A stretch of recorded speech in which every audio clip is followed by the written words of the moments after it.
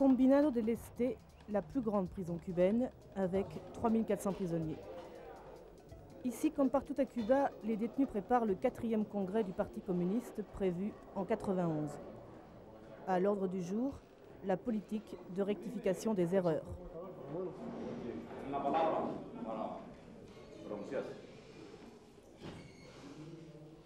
El problema nuestro que bueno, salimos a la calle y chocamos con una realidad que no es la que se plantea, que no es la que está planteada por el Estado.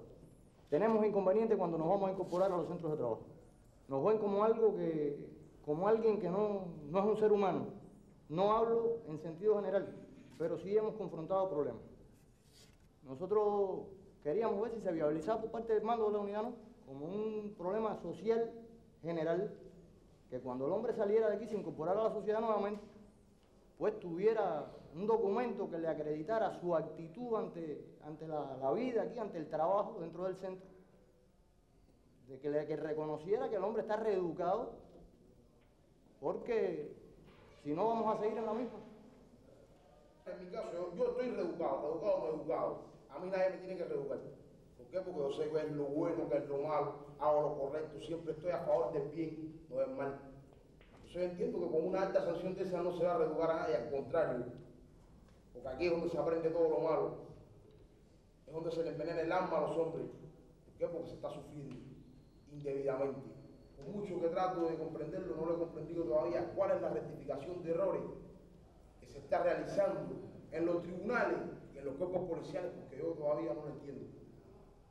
Se está hablando de rectificación de errores. Y como dijo el comandante jefe, la situación tan precaria que está pasando en el campo socialista, que se necesita mano de obra, que se necesita gente que trabaje. Yo no sé cuál es el objetivo de tantos problemas. Se puede aplicar un plan correccional especial, sancionado, incluso en el caso de que tengo 7 años echados, por mi conducta, por lo que sea, y se nos tenga encerrado aquí dándonos desayuno, almuerzo y comida. Eso yo creo que eso es un error, me parece a mí, son unos errores que hay que rectificar. Sí, son dos cosas, es decir, el recluso que sale ya, el recluso que está aquí, la utilización de las fuerzas laborales, ¿no? Los que están de acuerdo con eso. Bueno, hay algún en contra. ¿Qué más va a ser? ¿Están de acuerdo todos?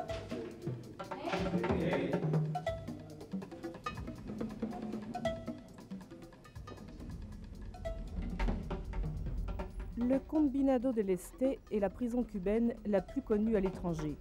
Toutes les grandes figures de l'opposition au régime de Fidel Castro y sont passées. En septembre 88, une commission des Nations Unies a visité le Combinado del Este et d'autres prisons cubaines. Dans son rapport, elle dénonce certains cas d'emprisonnement, mais s'estime satisfaite des conditions générales de détention.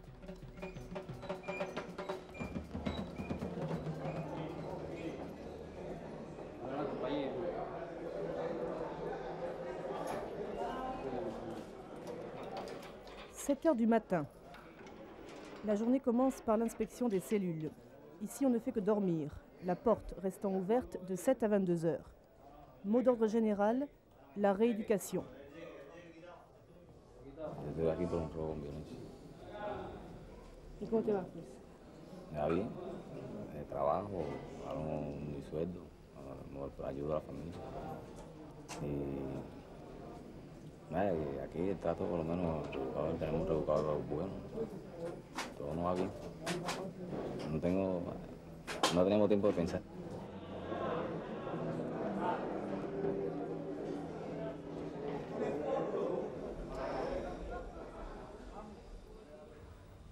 Le travail est le pilier du système de rééducation. Apprentissage ou production, 70% de la population pénale exerce un métier. Les prisonniers reçoivent le même salaire que s'ils étaient en liberté.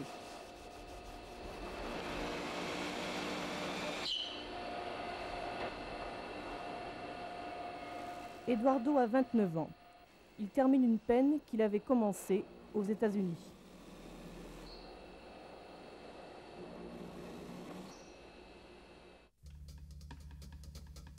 « 1980, 10 000 Cubains se réfugient dans l'ambassade du Pérou. S'ensuit un accord entre Cuba et les États-Unis. 120 000 Cubains émigrent à Miami depuis le port de Mariel. Depuis, le gouvernement américain veut en rapatrier 3 000, ce sont les excluibles, les exclus, ceux qui ont commis des délits sur le sol américain. Eduardo est de ceux-là. Condamné à 8 ans de prison, il a été renvoyé à Cuba en cours de peine. Fui a conocer, ya hoy conozco ya lo que es los Estados Unidos y verdaderamente no me vuelvo a ir. ¿Por qué no? Bueno, si nosotros estuvimos aproximadamente 3 años en la prisión de Atlanta y allí se nos maltrató mucho, que fue lo que nos conllevó a hacer los motines que hicimos, ¿me entiendes? Y no teníamos prácticamente, ¿me entiendes?, ningún tipo de libertad. Tandis que du port de Mariel, 1% de la population cubaine prenait la fuite, on manifestait à la Havane en soutien à Fidel Castro. Le slogan de la rue, que se vayan, qu'ils foutent le camp. ¿Y cómo ves el futuro aquí después de la salida? Bueno, hasta ahora vamos echando bien. Vamos echando bien. Cuando pueda salir y reunirme con mi familia, eso es mi deseo, ¿no? Eduardo peut rencontrer sa famille une fois tous les 21 jours au parloir.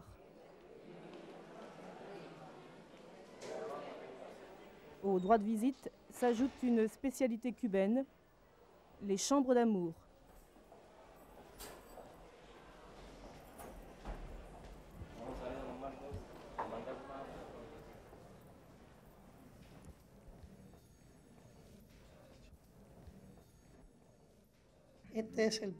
Voici le pavillon conjugal où les détenus retrouvent leur conjoint tous les 21 jours pendant 3 heures, comme le prévoit le règlement. Mais en plus, ils peuvent bénéficier de visites dites de stimulation d'une durée de 12 heures s'ils se conduisent bien dans l'établissement. Nous avons en tout 26 pavillons de ce genre pour que les détenus puissent avoir un rapport intime avec les êtres qui leur sont chers.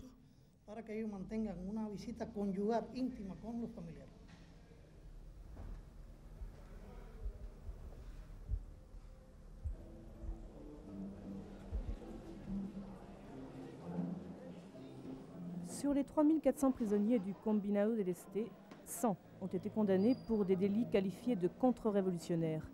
Ailleurs, on les appelle les prisonniers politiques. L'un des plus connus, Hiram Abicobas, un professeur de philosophie condamné pour diffusion de fausses nouvelles. Juillet 89, le général Ochoa est condamné à mort pour trafic de drogue. Hiram Abicobas s'oppose à la peine capitale dans un communiqué remis à la presse internationale. Il est condamné à 18 mois de prison.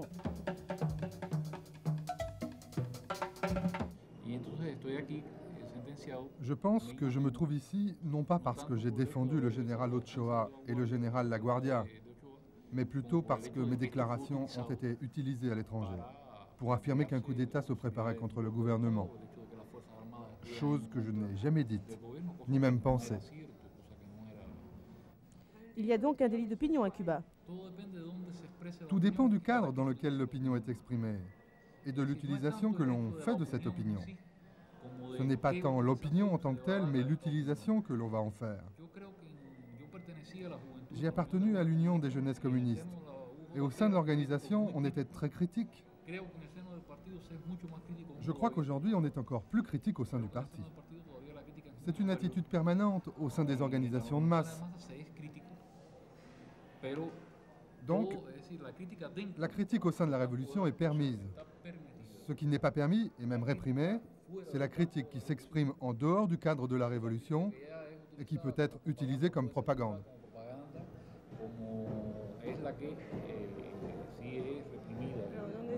Mais où est la frontière? C'est très facile. Fidel l'a défini il y a quelques années. Dans le cadre de la révolution, tout. Hors de la révolution, rien. Par exemple, si le président du comité de défense de la révolution de mon quartier ne me plaît pas, je peux le dire au sein du comité. Si j'estime que l'essence est mal distribuée dans le pays, je peux le dire au sein du parti. Mais si j'exprime ces mêmes critiques en dehors de ces organisations, alors je m'oppose à la révolution. Et ma critique peut être considérée comme un délit de propagande ennemie, par exemple.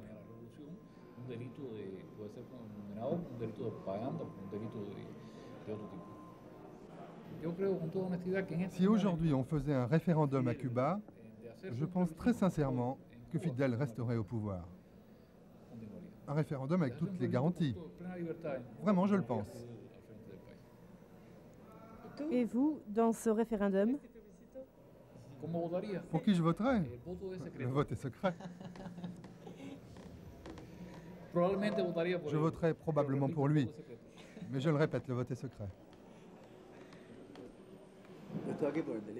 Moi, je suis ici pour un délit de propagande ennemie. Je suis considéré comme CR, contre-révolutionnaire. Le problème, c'est que quand on sort d'ici, après avoir commis un délit contre-révolutionnaire, on vous rend la vie impossible. Dans quel sens? Dans le sens où on n'arrête pas de nous surveiller. Il y a par exemple certains boulots qu'on ne peut pas faire. Pourtant, moi, je ne me sens pas contre-révolutionnaire. Et je n'ai pas vraiment envie de quitter le pays. J'ai toute ma famille ici.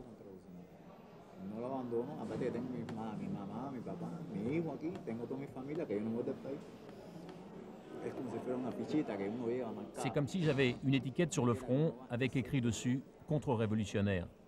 C'est la plus grande préoccupation de tous ceux qui sont ici pour délit contre-révolutionnaire. Qu'est-ce qui va se passer après notre sortie de prison ?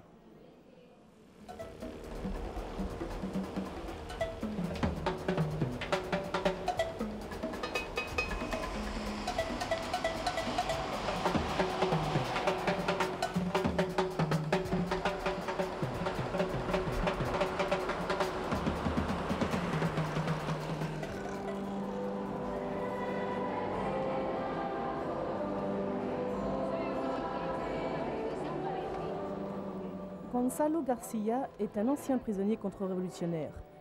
Il a été condamné à 15 ans de prison pour sortie illégale du pays en 1979. Un délit typiquement cubain, selon Amnesty International.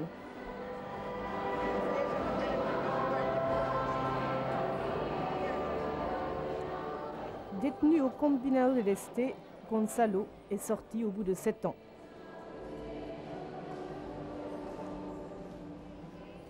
Gonzalo travaillait comme pilotin au port de la Havane, un métier très prisé partout dans le monde.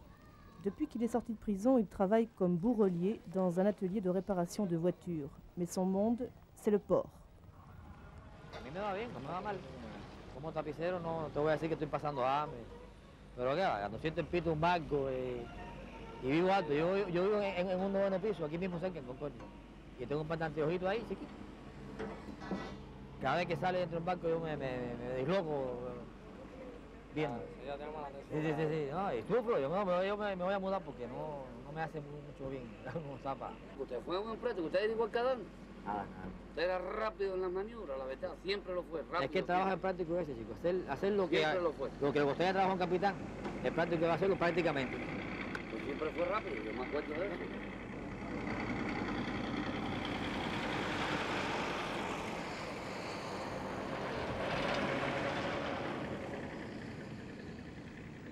Gonzalo aimerait reprendre son travail de pilotin. Impossible. Aujourd'hui, il veut émigrer aux États-Unis. La prison a fait de lui un dissident. Quand je suis arrivé à la prison du Combinado del Este, je me suis retrouvé dans une cellule avec 11 autres prisonniers politiques. Ils ne parlaient que de contre-révolution, de problèmes politiques. Peu à peu, je me suis senti comme eux. Je suis devenu solidaire de leur lutte. Quand 6 ans après, je me suis retrouvé dans la rue, j'étais un prisonnier politique de plus. Dès ma sortie, j'ai écrit au ministre de l'Intérieur afin d'étudier les possibilités que j'avais de retrouver mon métier. J'étais prêt à redémarrer à zéro. J'étais conscient du fait que tout ne pouvait pas s'arranger du jour au lendemain. J'avais déçu la révolution et j'étais prêt à tout recommencer. On m'a convoqué au siège de la sécurité de l'État. Un officiel m'a dit qu'il y avait très peu de possibilités car ils avaient perdu la confiance politique en moi. J'ai argumenté que je ne demandais pas un poste politique mais strictement technique. Le pilotin est celui qui assiste le capitaine, un point c'est tout. Si je n'étais pas un dissident politique, je pourrais faire le métier que je veux. Je suis bien obligé de me sentir dissident, car ils me traitent comme un dissident. Il a fallu que je cesse d'être pilotin pour me rendre compte de l'attachement que j'avais pour ce métier. Ce n'est pas le fait de gagner 500 pesos ou de boire de la vodka dans les bateaux soviétiques. Non, c'est pas cela. Il s'agit tout simplement du sens de la vie, d'un professionnel. Si vous retrouvez votre travail, vous restez à Cuba? Je le pense, oui. Plus de la moitié des raisons pour lesquelles je veux partir disparaîtraient d'un seul coup.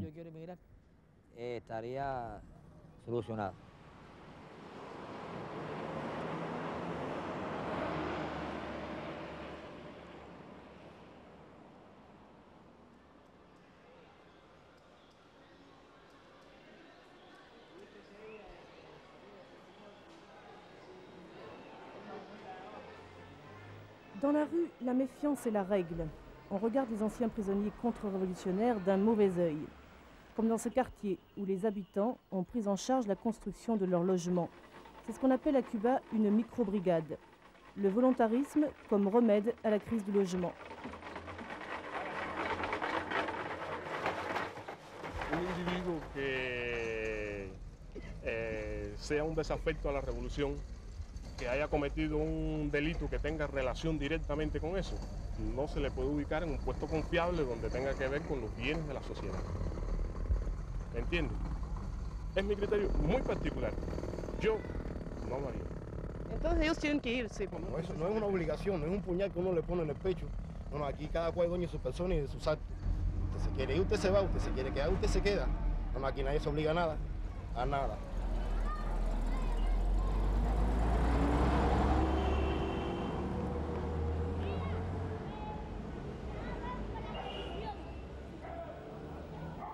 À quelques mètres de la micro-brigade, Guillermo Fontané, 40 ans, un ancien prisonnier contre-révolutionnaire.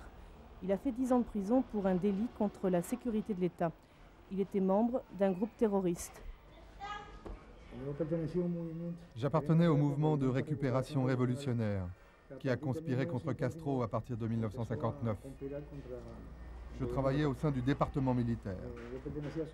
On avait comme tâche le transport d'armes, d'explosifs.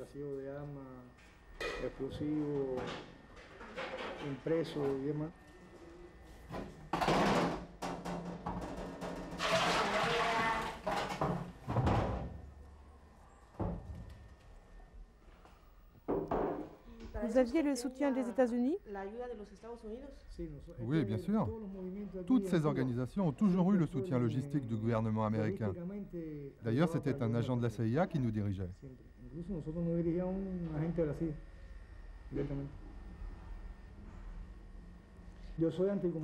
Je suis anticommuniste. Vraiment, je n'aime pas le communisme. Je suis un démocrate de pure souche. C'est comme ça que j'ai été élevé. Étant donné que je ne suis pas communiste, je suis donc ennemi de Fidel. Je me considère anticommuniste et ennemi de Fidel Castro.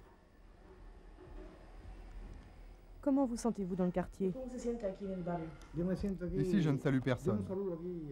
Je me sens marginalisé, non seulement dans le quartier, mais dans tout le pays. Je me sens mal. Je voudrais émigrer. Je voudrais faire partie du plan de réfugiés politiques créé par les États-Unis. Je pense que le gouvernement américain a un engagement moral envers nous. Il nous a encouragés à lutter pendant plus de 30 ans pour renverser le gouvernement de Castro.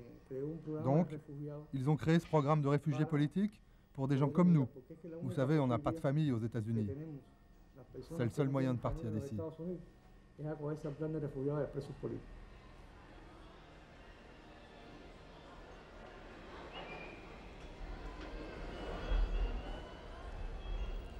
Les seuls amis de Guillermo, ce sont ses compagnons de cause, comme il dit.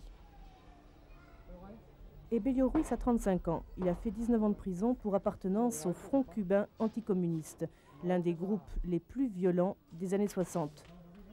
À cette époque, ils étaient des dizaines de mouvements à s'opposer par les armes à la révolution de Fidel Castro.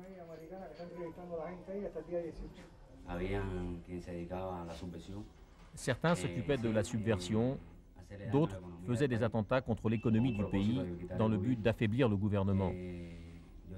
Moi, j'étais à la tête du département propagande. Depuis tout petit, depuis que j'ai l'âge de raison, j'ai toujours été en désaccord avec ce système. Disons que je me sens profondément anticommuniste. Et puis surtout, le plus important, c'est que je suis catholique. Je ne perds jamais la foi. Quand je me sens seul, je me dis, tu n'es pas seul. Tu es avec Dieu et Dieu est avec toi. Et Dieu est anticommuniste. Dieu est humanitaire en tout cas. Le lieu de passage obligé de tout candidat à l'émigration, c'est cette place située à 200 mètres de la section d'intérêt américaine, surnommée le Parc des Lamentations. Arrive ici toute personne qui demande un visa temporaire pour une visite aux États-Unis ou un visa définitif, comme Guillermo, qui veut être reconnu comme réfugié politique selon les critères définis par les Américains en 87.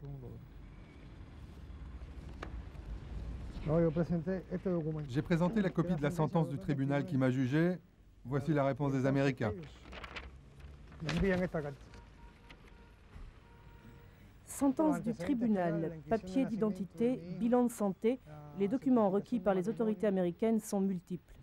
De plus, chaque candidat à l'émigration est convoqué par une commission pour un entretien.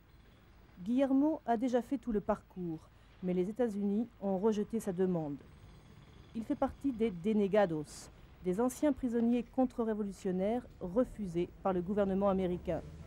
Actuellement, ils sont plus d'1 millier dans cette situation, prêts à partir, passeport en poche.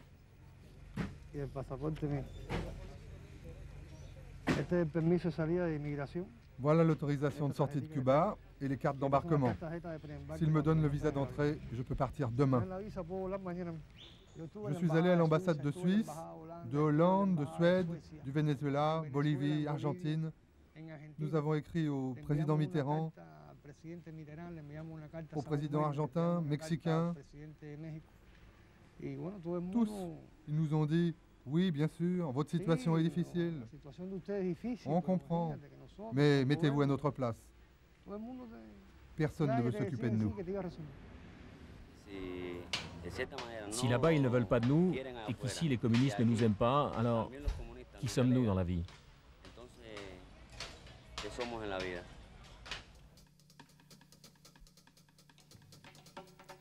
Juillet 90. 3 denegados, dont Guillermo et Ebelio, commencent une grève de la faim pour alerter l'opinion publique internationale.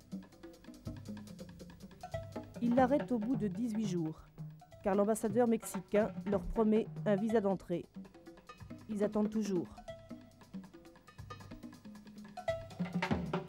Comment expliquez-vous que les Américains vous refusent le visa? Il y a eu les événements de Tchécoslovaquie, de Roumanie. Et maintenant, les Américains pensent que le gouvernement de Castro touche à sa fin.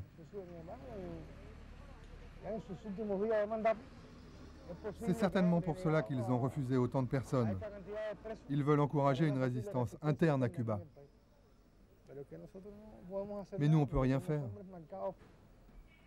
On a fait de la prison, on est marqué, et au premier coup de feu, on est des hommes morts.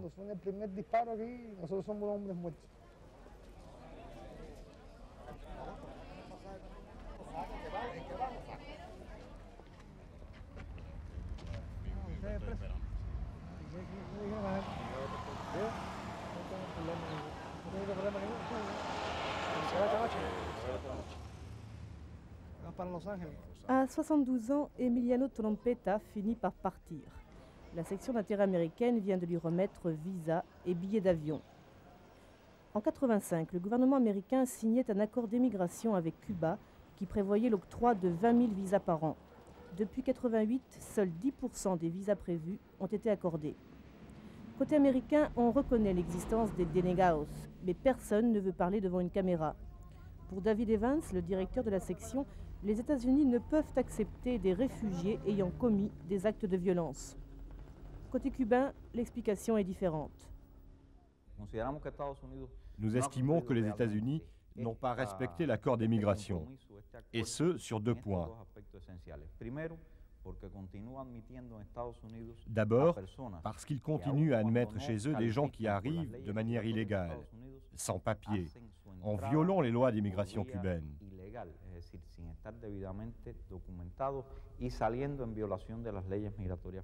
D'autre part, ils ne font pas les efforts nécessaires pour faciliter le rapprochement familial, car ils sont trop restrictifs quant au nombre de personnes autorisées à immigrer définitivement aux États-Unis.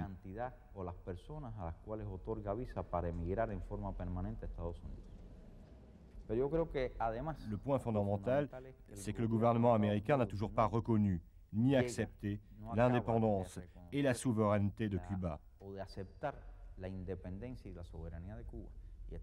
Il continue de vouloir imposer sa volonté dans notre pays.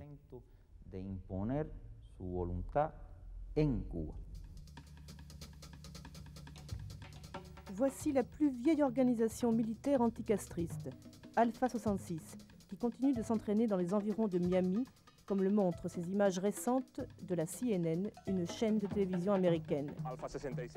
L'organisation Alpha 66 compterait 5000 hommes, prêts à prendre les armes pour renverser Castro si c'était nécessaire.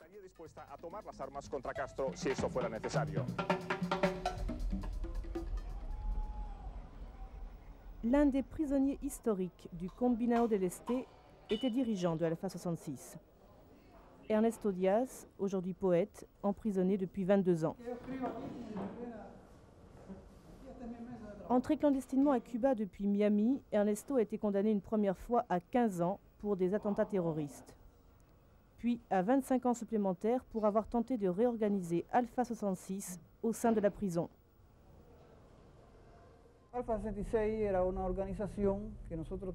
À l'époque, Alpha 66 avait des projets d'attaque militaire contre Cuba. Dans un premier temps, nous avons réalisé des opérations commando contre des installations militaires sur les côtes cubaines. Moi, je n'ai jamais été frappé, mais je pense qu'il y a des tortures plus graves que la violence physique. Par exemple, en 1978, je venais de publier mon premier livre, un recueil de poèmes intitulé « Un témoignage urgent ». Peu de temps après, ils m'ont envoyé au mitard en prétextant que je ne m'étais pas rasé. Mais moi, je suis sûr que c'était à cause de mon livre. Au mitard, on s'est retrouvés à plusieurs. Ils ont installé des haut-parleurs et on nous a mis de la musique à tue-tête de 5 heures du matin à minuit pour nous rendre fous et nous torturer.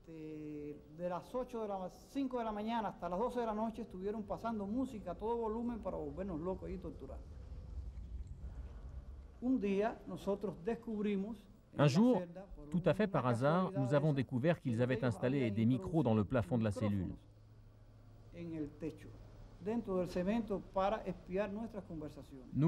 Nous avons aussitôt réagi et on en a trouvé 15.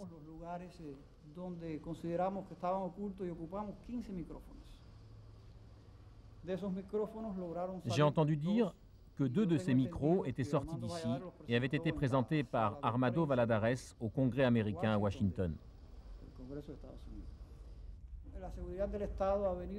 La sécurité de l'État est venue ici 2 ou 3 fois. Ils nous ont conseillé, si nous voulions être libérés, de demander une révision de procès.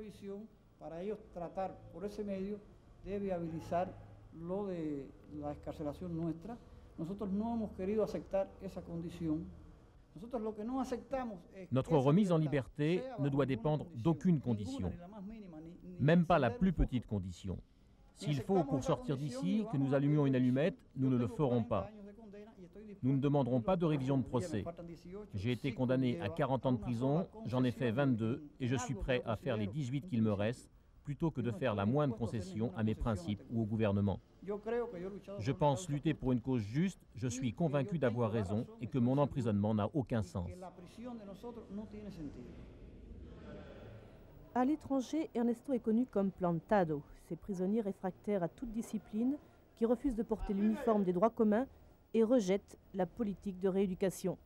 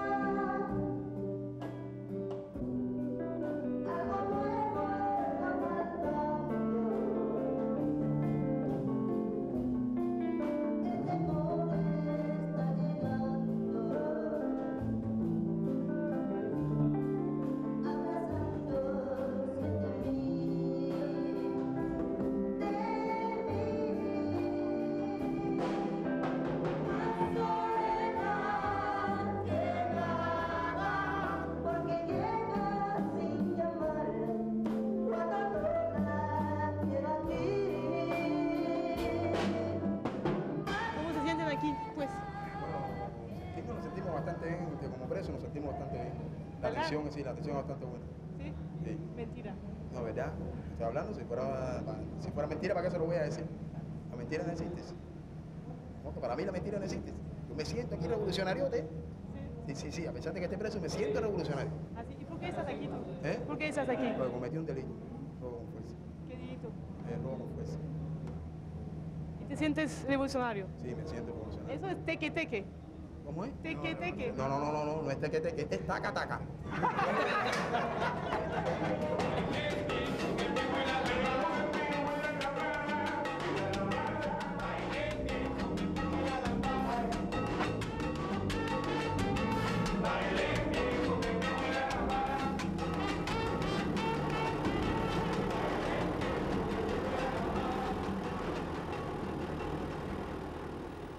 José est un peu le symbole de la rééducation.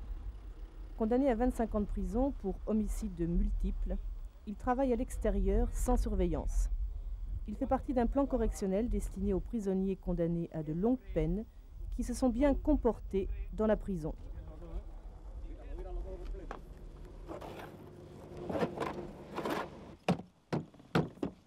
Pienso que lo que hizo posible que ahora yo esté aquí, inclusive conversando con ustedes, no es tanto mi cambio, sino el trato que se me ha dado a mí para poder cambiar, porque el hombre para poder ser alguien, para poder cambiar, para poder desarrollarse, hay que confiar en él, hay que creer en él, hay que darle una oportunidad a él.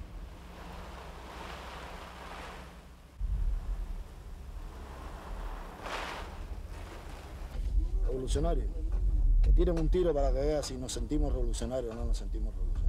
Así estemos presos.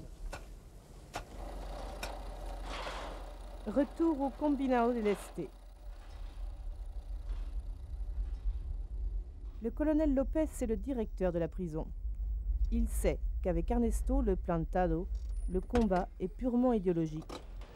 C'est sur ce terrain que les deux hommes s'affrontent dans un face-à-face inédit.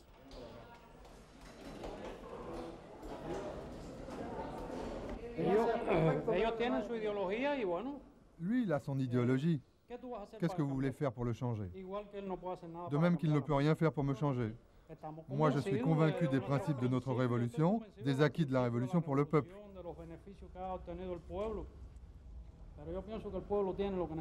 Je pense que le peuple a de quoi vivre de manière décente et digne. Bien sûr, on pourrait avoir plus de choses. Il pourrait y avoir des centaines de voitures, comme dans n'importe quelle capitale d'Amérique latine, où on peut avoir des magasins pleins à craquer, mais vides de clients car les gens n'ont pas les moyens d'acheter. À quoi bon avoir des jambons dans les vitrines si tu ne peux pas les manger?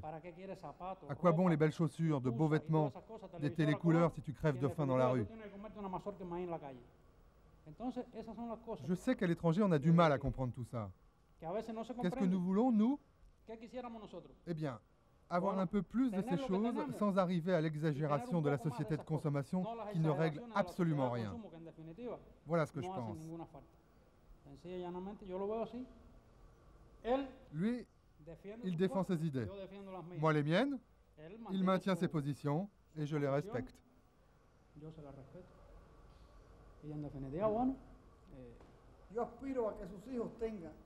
J'aimerais que vos enfants aient ce qu'ils ont aujourd'hui, plus tout ce qu'ils n'ont pas encore, c'est-à-dire beaucoup de choses.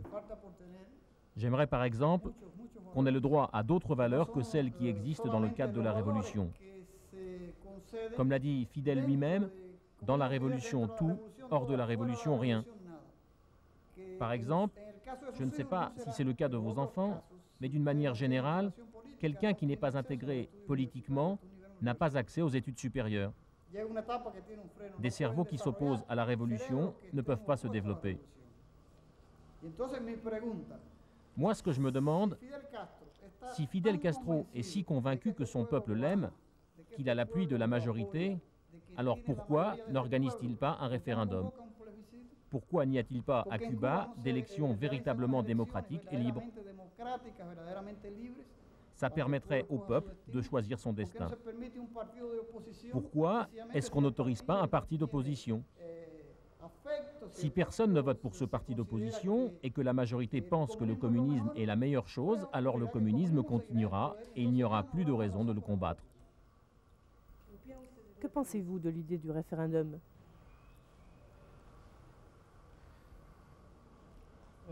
Le référendum, il me semble que c'est une idée d'Ernesto. Mais non, pas d'Ernesto, c'est une idée universelle.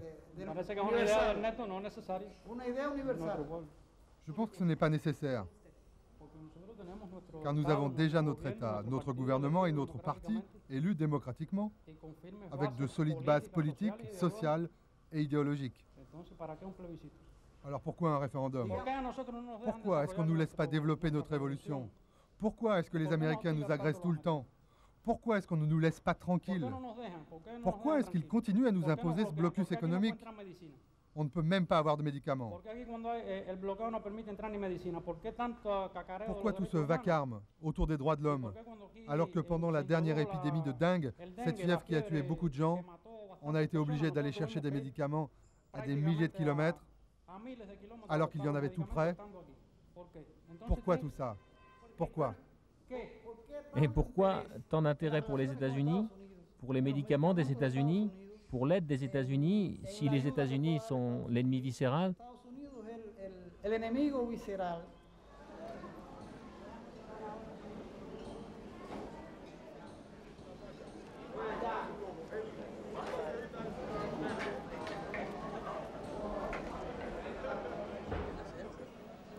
La fiancée d'Ernesto est aussi la dissidente cubaine la plus célèbre à l'extérieur de l'île, Tania Díaz, journaliste et poète, marginalisée pendant plus de 10 ans. Dirigeante du Parti des droits de l'homme, Tania a passé 1 an en prison. Aujourd'hui, elle fait le bilan et sa critique n'épargne personne.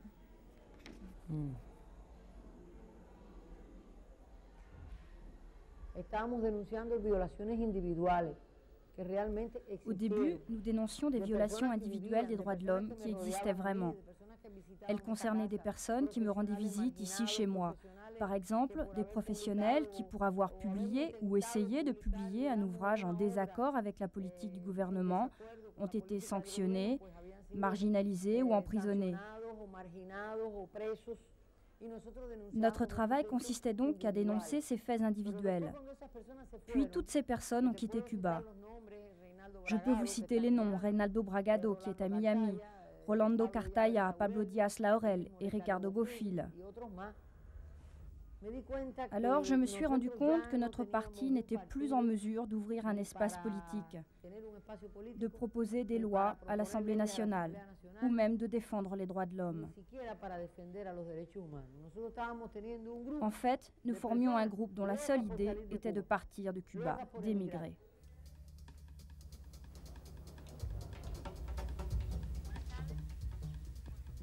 Juillet 90. 25 Cubains se réfugient dans les ambassades de Tchécoslovaquie et d'Espagne pour demander l'asile politique. Intellectuelle marginalisée, Tania veut aussi émigrer. Et comme dirigeante des droits de l'homme, elle se retrouve au cœur de la crise des ambassades. Une vaste machination occidentale, selon Tania.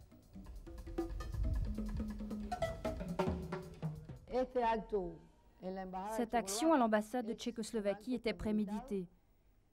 La section d'intérêt américaine l'avait programmée pour la semaine du 5 au 10 mars. Comment le savez-vous? Eh bien, parce que nous avons des preuves. C'est Lázaro Cabrera qui était chargé de me convaincre. L'idée, c'était que 20 membres de notre parti entrent dans une ambassade. Les fonctionnaires diplomatiques allaient nous recevoir sans problème et accepter notre demande d'asile.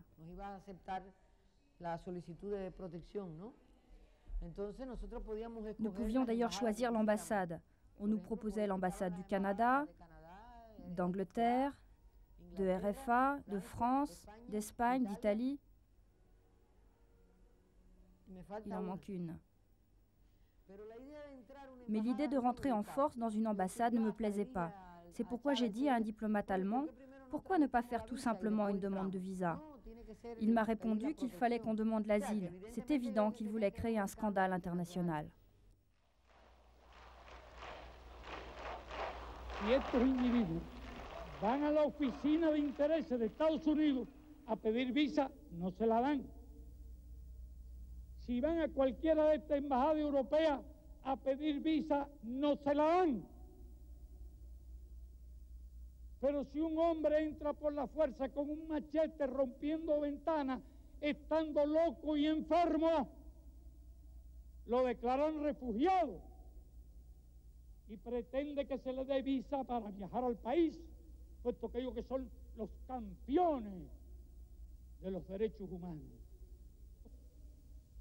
Y por eso la posición del gobierno de Cuba: ninguno que penetre por la fuerza en una embajada recibirá autorización para salir del país.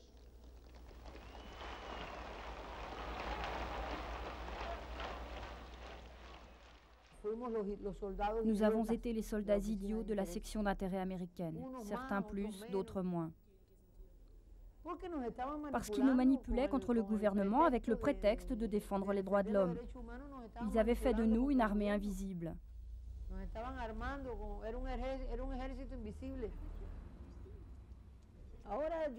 Maintenant, je ne veux plus partir de Cuba. Je voudrais que mon histoire se poursuive ici. Je n'ai pas envie d'être une exilée. De graves injustices ont été commises contre moi dans le passé. Non pas lorsque je militais pour les droits de l'homme, mais avant. En 1977, lorsque l'Union des écrivains exclut pour des raisons dogmatiques un certain nombre de romanciers, dont moi. Et puis en 1983, lorsque je perds mon travail de journaliste à la radio. Ils se sont rendus compte qu'ils avaient commis des injustices avec moi, car je n'ai jamais écrit ni fait quoi que ce soit contre la Révolution. À cause de problèmes personnels avec les dirigeants de ces organismes, je me suis retrouvée marginalisée.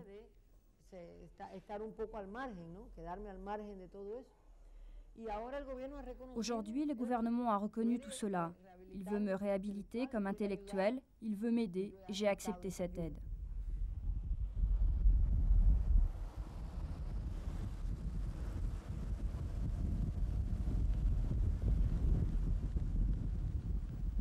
Quant aux dénégados, ils ne perdent pas l'espoir d'émigrer.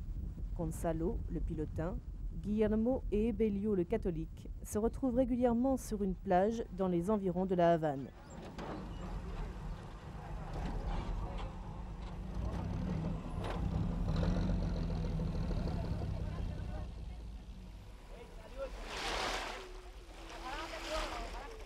Podemos imaginar que ustedes se vayan en una lancha. ¿Qué va a pasar? Eso no es imaginación, eso es un sueño. Eso es un sueño, porque primero que arriesgamos la vida, después pues tienes la situación que puede caer preso. Ahora, si llegáramos a Estados Unidos en una lancha, seríamos recibidos ahí con bombos, platillos, hasta un hotel. Y el mundo entero está sufriendo cambios. Aquí, más tarde, más temprano, tienen que llegar a esos cambios.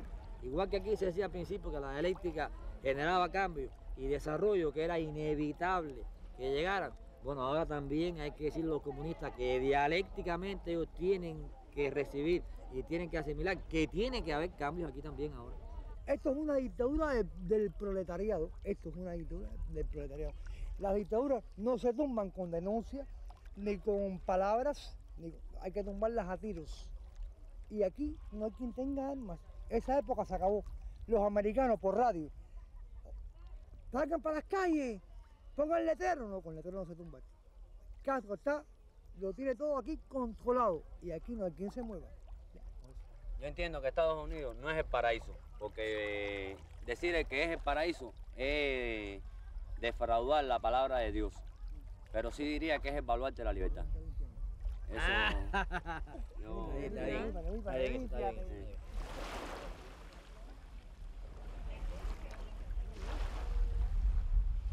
Vamos a brindar por el bienestar de nuestra patria y por el bienestar del mundo completo. Claro que sí, que haya paz, sobre todo que la mano de Dios para que todo sea con paz. Que Dios ponga su mano para que hayan buenos cambios futuros para el bienestar nuestro y el bienestar de nuestra patria, porque somos cubanos ante todo. Oye, ¿verdad que el whisky ese lleva el nombre vamos a brindar, que se merece? Vamos a brindar por irnos de Cuba, porque algún país nos acepte y porque el comunismo en el mundo se acabe. Ya queda poco. El hermano, cuando se vayan ellos, oye, ¿quién le dice que no?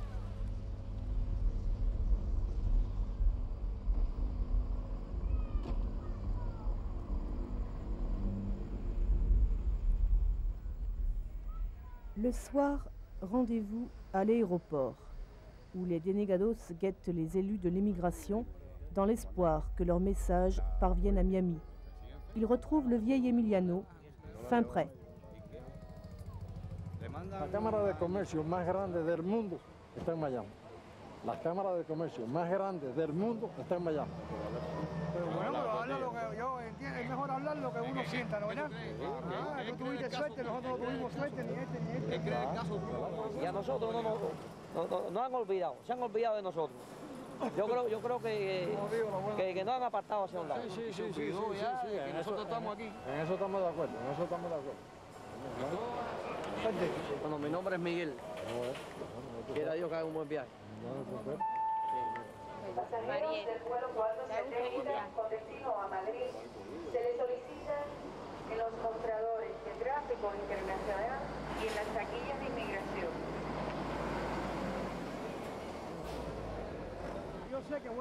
Je sais qu'un jour je finirai par y aller, même vieux. Et je dirai aux Américains tout ce que j'ai sur le cœur.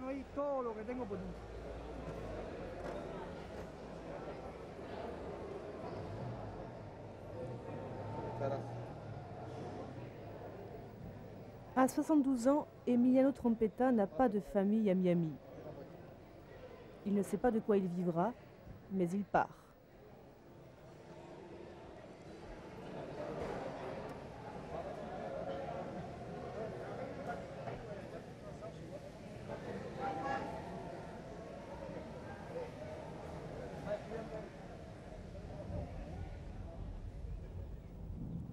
Corima.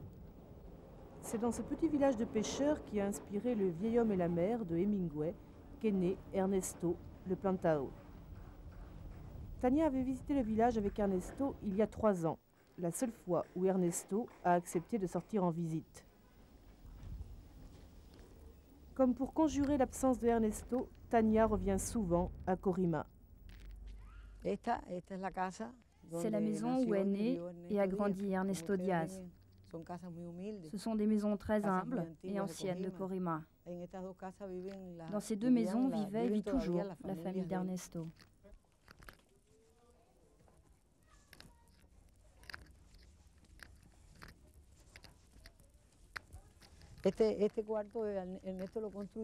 C'est Ernesto qui a construit cette pièce pour se marier et y vivre. C'est lui qui a levé ces murs qu'il n'a jamais terminés, puisqu'il est parti illégalement de Cuba. J'ai rencontré Ernesto en 1975, alors que j'allais rendre visite au père de mes enfants. Nous avons beaucoup sympathisé. À l'époque, il écrivait déjà de la poésie, comme moi. Nous avons commencé une relation épistolaire très belle qui continue encore aujourd'hui. C'est là que vous êtes tombée amoureuse de lui? Non, ce fut bien après. Notre histoire a commencé en 86.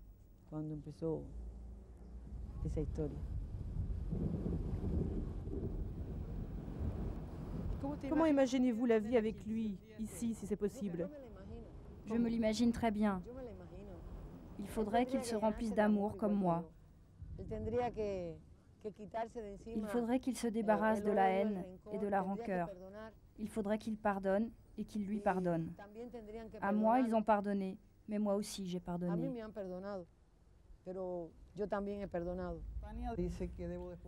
Tania dit que je dois me débarrasser de la haine, mais je n'ai jamais ressenti de haine. Vous pouvez demander à mes gardiens. Mais pas question de me réconcilier avec ce gouvernement d'un point de vue politique ou autre. C'est impossible. Ce serait me trahir et trahir mes compagnons de lutte, et je n'ai pas une vocation de traître. Si vous faites le bilan de ces 22 ans de prison, à quoi ça a servi?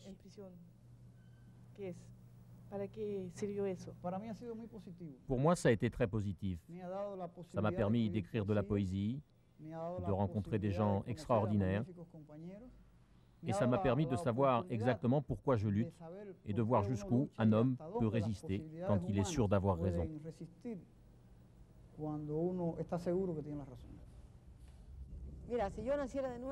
Si je naissais de nouveau, je referais tout pareil.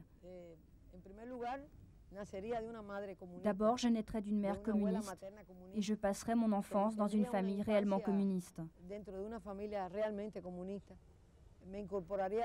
Je participerai à la révolution en créant les milices, les comités de défense de la révolution. J'épouserai les mêmes hommes, divorcerai des mêmes hommes et aurai des enfants avec les mêmes hommes. De même, je tomberai amoureuse d'Ernesto. Puis j'entrerai dans cette lutte stérile, vide, déplacée des droits de l'homme, car comme j'aurai la même vie, je serai aussi marginalisée comme intellectuelle.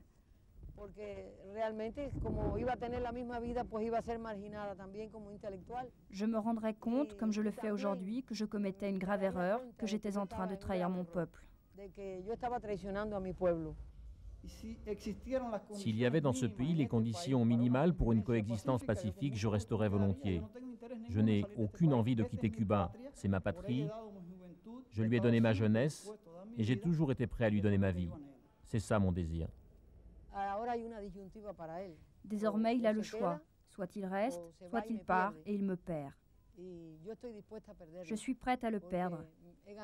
J'ai gagné quelque chose de plus important que l'amour. Le sentiment d'être cubaine, d'aimer de nouveau mon pays, mon peuple. C'est beaucoup plus important que l'amour.